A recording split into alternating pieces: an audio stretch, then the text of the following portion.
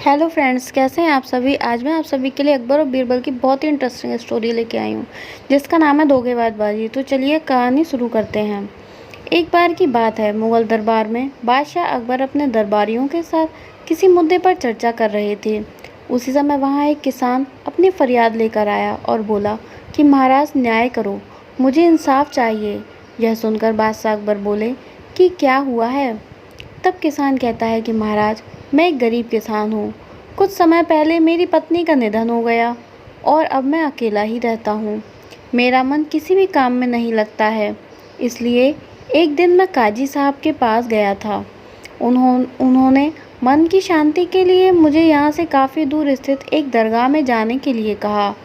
उनकी बात से प्रभावित होकर मैं दरगाह जाने के लिए तैयार हो गया, लेकिन साथ में ही मुझे इतने वर्षों तक मेहनत करके कमाए सोने के सिक्कों की चोरी होने की चिंता सताने लगी।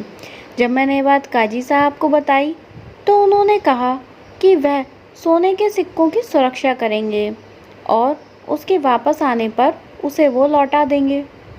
इस पर मैंने सभी सिक्के एक थैली में डालकर उन्हें दे दिए। एहतियात के तौर पर काजी साहब ने मुझे थैली पर एक मोहर लगाने को कहा। बादशाह अकबर बोले कि अच्छा, तो फिर क्या हुआ। तो किसान ने कहा कि महाराज, मैंने मोहर लगाकर थैली उन्हें दे दी और दरगाह के दर्शन करने यात्रा पर चला गया। फिर जब कुछ दिनों बाद वापस आया तो काजी साहब ने थैली वापस दे दी।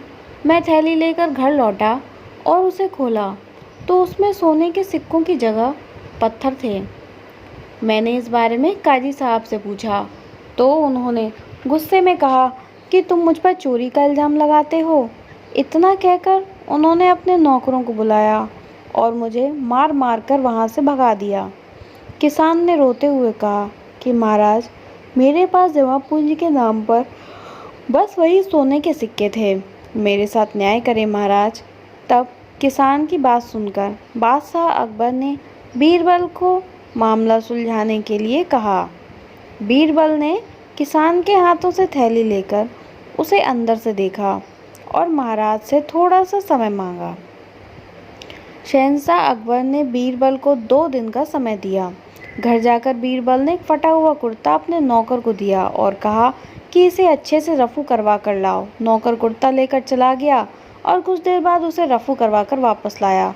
बीरबल कुर्ते को देखकर खुश हो गए। कुर्ता इस प्रकार से रफू किया गया था कि जैसे फटा ही ना हो। यह देखकर बीरबल ने दर्जी को बुलाने को कहा। नौकर दर्जी को लेकर आया।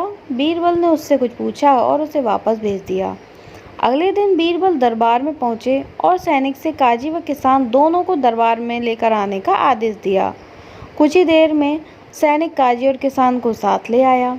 इसके बाद बीरबल ने सैनिक से दर्जी को भी बुलाने के लिए कहा। यह सुनते ही काजी के होश उड़ गए। दर्जी के आते ही बीरबल ने उससे पूछा कि क्या काजी ने तुम्हें कुछ सिलने के लिए दिया था।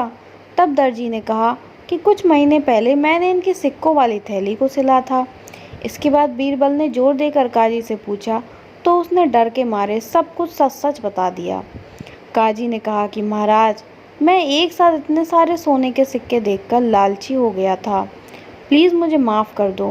बादशाह अकबर ने काजी को आदेश दिया कि वे किसान को उसके सोने के सिक्के लौटाए और साथ ही काजी को 1 वर्ष का कारावास की सज़ा भी सुनाई।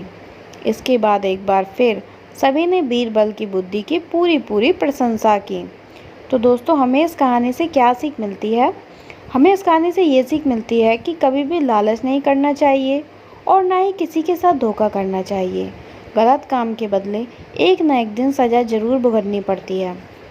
तो दोस्तों, आप लोगों को मेरी कहानी कैसी लगी, प्लीज़ कमेंट बॉक्स में ज़रूर बताइएगा। पसंद आई हो तो प्लीज़ इसे लाइक करें, ज़्यादा से ज़्यादा लोगों में शेयर करें और मेरे चैनल को ज़रूर सब्सक्राइब करें। आज के लिए इतना ही, तब तक के लिए